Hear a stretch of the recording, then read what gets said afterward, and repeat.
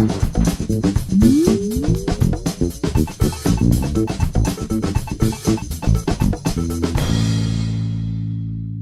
everybody, welcome to the YS Podcast. My name is Adam McLean, and I just want to talk to you, youth worker to youth worker. I know that this time of year you're thinking about fall stuff and launch parties and all that crazy stuff, but we want to get you to start thinking about your seniors.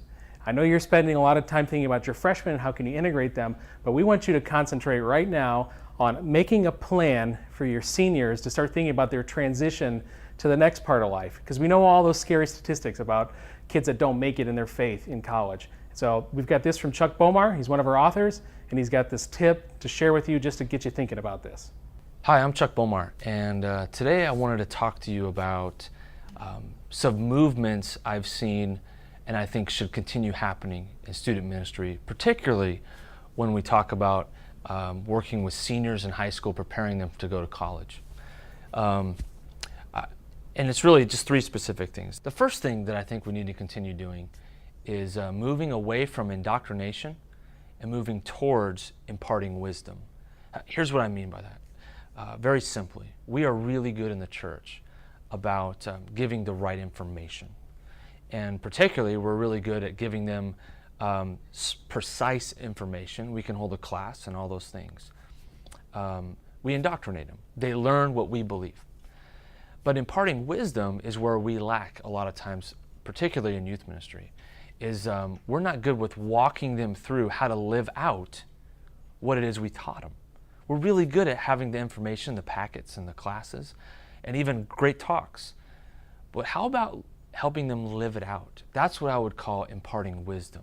Here's the truth, and then showing them people that are actually living out that truth. And instead of just indoctrinating them, you're imparting wisdom. So that's one movement. The second movement would be a movement away from behavioral focus and an emphasis on spiritual focus or aspects of the person. This is not a new conversation.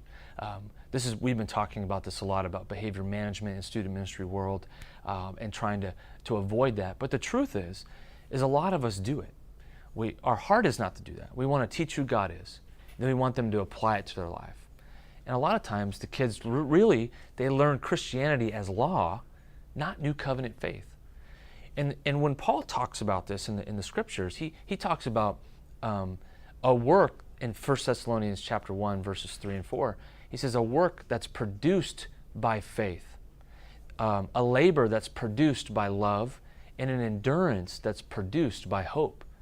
And so what he's saying is that the faith, the love, and the hope, the spiritual aspects, are what are producing the behavioral function. And the truth is in the church, we're really good at focusing on the work, the labor, and the enduring.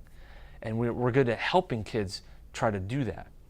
But what we need to do is really help the kid understand, what does it mean to have a personal faith? How do you know you have a personal faith? Who do you love? Why do you love? What does it mean to love? These questions that are focusing and emphasizing the spiritual aspects of the individual is crucial, particularly with high school juniors and seniors as they're preparing to leave. Also with indoctrination and imparting wisdom, our kids, they know a lot of information, but they haven't lived it out. And so when they go to college, we're seeing a fallout. The third thing and final thing is really a moving from conclusions to presuppositions. Here's what I mean. We're really good at teaching conclusions, and it ties closely with indoctrination, but what we in churches, we'll have a clearly written out doctrinal statement. Really what that is, it's all of the conclusions that we have come to about the Bible, and we teach it.